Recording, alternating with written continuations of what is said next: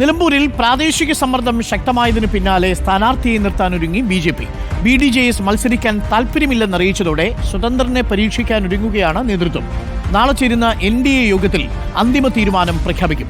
VS രഞ്ജിത്തുണ്ട് കൂടുതൽ വിവരങ്ങളുമായി. VS Ranjith, മാറിമറിയുകയാണ് BJPയുടെ NDAയുടെ സ്ഥാനാർത്ഥി സാധ്യത.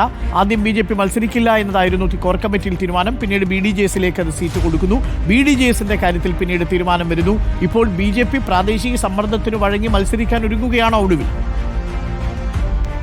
ഡോക്ടർ അരുൺകുമാർ, പ്രാദേശിക സമ്മർദ്ദത്തിന് വഴങ്ങി BJPയുടെ സംസ്ഥാന നേതൃത്വം അവരുടെ നേരത്തെയുള്ള തീരുമാനം തിരുത്തുകയാണ്.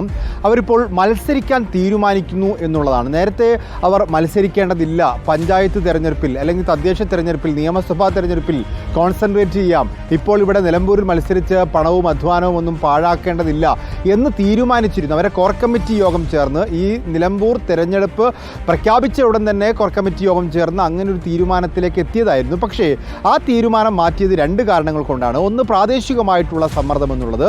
നിലമ്പൂർ മണ്ഡലം കമ്മിറ്റി BJPയുടേതും BDJSൻ്റേതും ഇവിടെ മത്സരിക്കണം, ഇവിടെ മാറി നിന്നാൽ അതൊരു തദ്ദേശ തെരഞ്ഞെടുപ്പിൽ ഉൾപ്പെടെ തിരിച്ചടി ഉണ്ടാവും, രാഷ്ട്രീയമായ ചോദ്യങ്ങൾക്ക് മറുപടി പറയാൻ പറ്റാതാകും എന്നുള്ളൊരു സമ്മർദ്ദം വന്നു. മറ്റൊന്ന്, പൊളിറ്റിക്കലി ഉണ്ടായിട്ടുള്ള സമ്മർദ്ദം. BJP വോട്ടുകൾ ആർക്കാണ്, BJP വോട്ട് മറയ്ക്കാൻ കരാറുണ്ടാക്കി തുടങ്ങിയ ആരോപണങ്ങൾ ഉന്നയിക്കപ്പെടാൻ തുടങ്ങിയതോടുകൂടിയാണ് മത്സരിക്കാൻ വേണ്ടി തീരുമാനിക്കുന്നത്. അങ്ങനെ ആദ്യം BDJSനെ സമീപിക്കുന്നു. BDJS അവരുടെ സംസ്ഥാന കൗൺസിൽ ചേരുന്നു. BDJSൻ്റെ ജില്ലാ പ്രസിഡന്റ് മത്സരിക്കാൻ തയ്യാറായിരുന്നു. പക്ഷേ BDJSൻ്റെ സംസ്ഥാന നേതൃത്വം ഈ ഘട്ടത്തിൽ ആ സീറ്റ് ഏറ്റെടുക്കേണ്ടതില്ല എന്ന് തീരുമാനിക്കുന്നു. കാരണം 2016 അവർ മത്സരിച്ചെങ്കിലും 2021 BJP ഏറ്റെടുത്ത ഈ സീറ്റാണിത്. അവിടെ BJPനെ മത്സരിക്കട്ടെ എന്ന് BDJS തീരുമാനിക്കുന്നു.